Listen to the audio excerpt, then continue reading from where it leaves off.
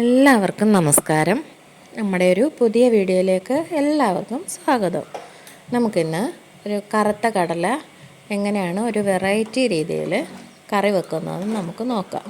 എല്ലാവരും ഒന്ന് ട്രൈ ചെയ്ത് നോക്കണേ. എല്ലാവർക്കും ഇഷ്ടപ്പെടും. ചപ്പാത്തിയുടെ കൂടെയും ചോറിൻ്റെ കൂടെയും പൊറോട്ടയുടെ കൂടെയും ദോശയുടെ കൂടെയൊക്കെ നല്ലൊരു കോമ്പിനേഷനാണ്. നമുക്കെന്നാൽ വീഡിയോയിലേക്ക് പോകാം. ആദ്യമായിട്ട് ഞാനിവിടെ തലേദിവസം കുതിർത്ത് വെച്ച കടലയാണ്. അത് ഞാനിങ്ങനെ ആവശ്യത്തിന് വെള്ളം ഒഴിച്ച് വെള്ളത്തിലിട്ട് കുക്കറിനകത്തിൽ ഫ്ലെയിം ഓണാക്കി വെച്ചിരിക്കുകയാണ്. നന്നായിട്ടൊന്ന് ചൂടായി വന്നിട്ടുണ്ട്. നമുക്ക് നന്നായിട്ടൊന്ന് ചൂടായി വന്നു കഴിയുമ്പം ഇതിലേക്ക് ഉള്ളി ചേർക്കണം. ചെറിയ ഉള്ളി ആണെങ്കിൽ ഒരു 10 ഉള്ളി നമുക്ക് ചേർക്കാം. സവാള ഉള്ളി ആണെങ്കിൽ ഒരു മീഡിയം 2 സവാള നമുക്ക് ഇതിലേക്ക് ചേർത്ത് കൊടുക്കാം. ഞാനിവിടെ സവാള ഉള്ളിയാണ് ചേർത്ത് കൊടുക്കുന്നത്. ഞാനൊരു 2 സവാള ചേർത്ത് കൊടുക്കുന്നുണ്ട്. അതിനുശേഷം നമുക്കൊരു 4 പച്ചമുളക് ഞാനിവിടെ ചേർത്ത് കൊടുക്കുന്നുണ്ട്. എരിവ് കുറവുള്ളതാണെങ്കിൽ ഒരു 5-6 എണ്ണം ചേർത്ത് കൊടുക്കുക. എരിവിൻ്റെ അനുസരിച്ച് നമുക്ക് പച്ചമുളക് ചേർത്ത് കൊടുക്കാം. ഞാനിവിടെ ഒരു 4 പച്ചമുളക് എടുത്തിട്ടുണ്ട്.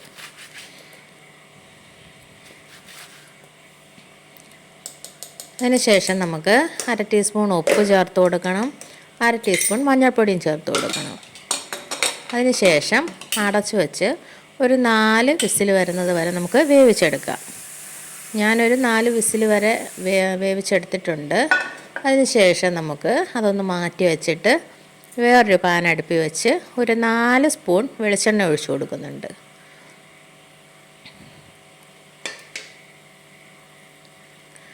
കണ്ടില്ലേ, ഇതുപോലെ 4 സ്പൂൺ വെളിച്ചെണ്ണ ഒഴിച്ചു കൊടുത്തു. അതിനുശേഷം കടുക് ഇട്ട് കൊടുത്തു. 1/2 ടീസ്പൂൺ കടുക് ഇട്ട് കൊടുത്തു.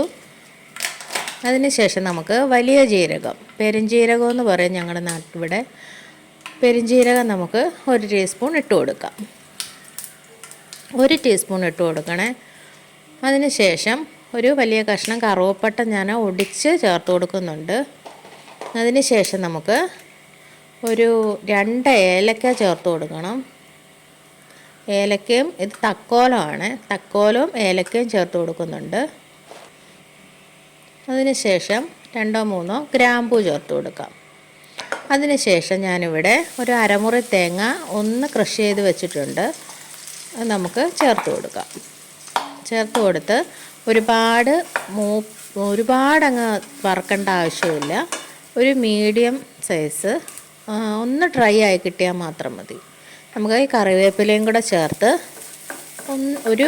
ഒന്ന് ഡ്രൈ ആവുന്നവരെ ഒന്ന് വറുത്തെടുക്കാം. കണ്ടില്ലേ, ഈ ഒരളവിൽ മതി.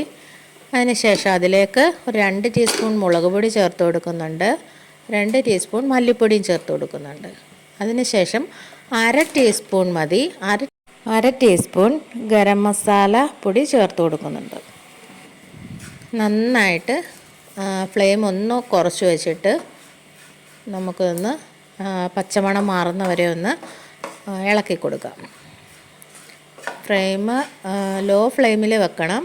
ഓഫ് ചെയ്താലും കുഴപ്പമില്ല, കരിഞ്ഞു പോകരുത്. കണ്ടില്ലേ, ഇവിടെ പാകത്തിന് കിട്ടിയിട്ടുണ്ട്.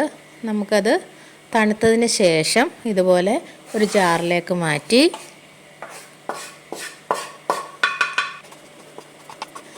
നമ്മൾ വെള്ളം ചേർക്കാതെ അരയ്ക്കണമെന്നൊന്നുമില്ല. നമുക്കൊരു ശകലം വെള്ളം കൂടെ ഒഴിച്ചു കൊടുക്കാം. നമ്മൾ തീയൽ വെക്കുന്നതിന് മാത്രമേ ഉള്ളൂ വെള്ളം ചേർക്കാതെ അരയ്ക്കുന്നത്. ഞാനിവിടെ ശകലം വെള്ളം ഒഴിച്ചു കൊടുക്കുന്നുണ്ട്. നന്നായിട്ട് നമുക്ക് അരച്ചെടുക്കണം. അതിന് മുന്നേ നമുക്ക് നമ്മൾ ഇഞ്ചി ഇട്ടിട്ടില്ലായിരുന്നു. അതുകൊണ്ട് ഇതിൻ്റെ കൂട്ടത്തിൽ 2 കഷ്ണം ഇഞ്ചി ഇട്ട് കൊടുക്കുന്നുണ്ട്. നന്നായിട്ട് അരച്ചെടുത്തിട്ടുണ്ട്. കണ്ടില്ലേ, ഇതും നന്നായിട്ട് വെന്ത് കിട്ടിയിട്ടുണ്ട്. നമുക്കിനിയും അരപ്പ് കടലയിലേക്ക് ചേർത്ത് കൊടുക്കാം. ചേർത്ത് കൊടുത്ത് നന്നായിട്ട് നമുക്കൊന്ന് മിക്സ് ചെയ്തെടുക്കണം.